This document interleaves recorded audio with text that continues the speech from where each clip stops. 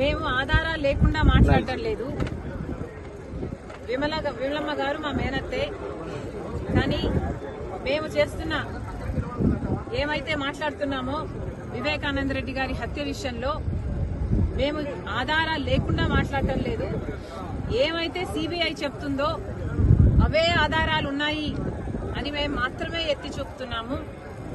ఆధారాలు ఉన్నాయి కాబట్టే మాకు తెలిసింది ఫలాని వాళ్ళు హత్య చేపించారు అని మాకు తెలిసింది కాబట్టే మేము మాట్లాడుతున్నాము. మళ్ళీ అన్యాయం జరగకూడదు. మేము ఆధారాలు లేకుండా మాట్లాడటం లేదు. విమలమ్మ గారు మా మేనత్తే. కానీ మేము చేస్తున్న ఏమైతే మాట్లాడుతున్నామో వివేకానంద రెడ్డి గారి హత్య విషయంలో మేము ఆధారాలు లేకుండా మాట్లాడటం లేదు.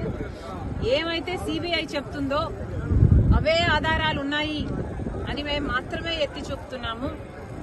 ఆధారాలు ఉన్నాయి కాబట్టే మాకు తెలిసింది ఫలాని వాళ్ళు హత్య చేపించారు అని మాకు తెలిసింది కాబట్టే మేము మాట్లాడుతున్నాము. మళ్ళీ అన్యాయం జరగకూడదు.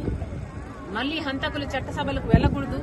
ఈ హత్య రాజకీయాలు ఆగాలి అని మేమిద్దరం అక్కా చెల్లెలం ఈరోజు కొట్లాడటం జరుగుతుంది.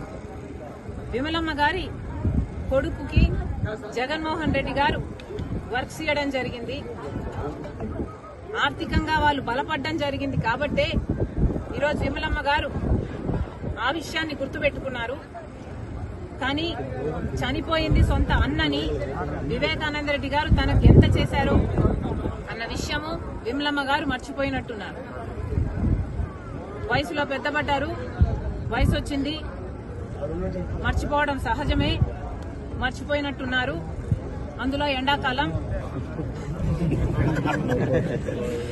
కాబట్టి ఇలాంటి మాటలు మాట్లాడుతున్నారు. Please ignore it. Thank you.